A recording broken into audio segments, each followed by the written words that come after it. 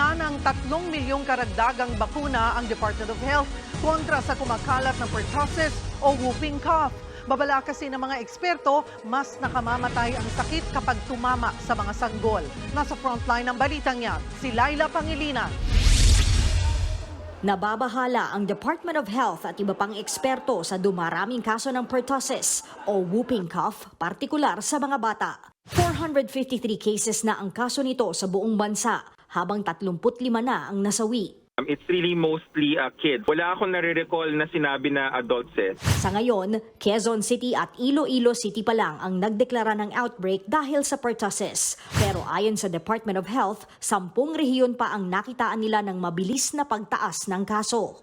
Matatanda ang kalimitang carrier o nagdadala ng virus na nagdudulot ng pertussis. Pero lumabas sa pag-aaral ng Centers for Disease Control and Prevention o CDC sa Amerika na mga sanggol ang madaling mahawa dahil sa binubuga nilang bakterya mula sa simpleng pag-ubo o pagbahing.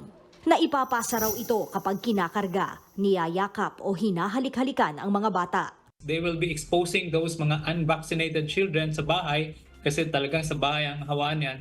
Ayon pa kay Dr. Ron Chin Solante, infectious disease expert at presidente ng Philippine College of Physicians, mas delikado ang pertussis sa mga bata dahil hindi kaya ng murang katawan nila ang komplikasyon sa baga. Pag tumatagal ang pertussis, mas lumulubha at mas magiging madalas ang ubo. Minsan, ito yung mga cause na bakit malagutan ng hininga yung mga bata dahil nga sa tuloy-tuloy ang pag-ubo. Meron kasabay na ng pneumonia, no? Kaya mataas ang komplikasyon nito doon sa mga sanggol, yung mga less than 1 year old. Ayon naman sa DOH, kayang-kayang pigilan ang pagkalat ng pertussis basta ugaliin ang pagsusuot ng face mask.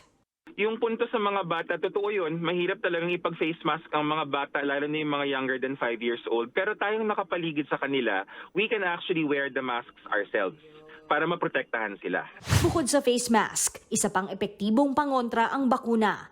Minamadali na raw ng DOH ang pagbili ng 3 milyong dose ng karagdagang pentavalent vaccines, ang 5-in-1 bakuna na pangontra sa pertussis at iba pang sakit gaya ng diphtheria, hepatitis B, tetanus at iba pa. Target yan i-deliver sa Pilipinas bago mag-Hunyo. Pero habang wala pa, titipirin muna ng DOH ang 64,000 doses na hawak nila na ipapamahagi sa mga lugar na tumataas ang pertussis cases. Nagbabalita mula sa Frontline, Laila Pangilinan, News 5.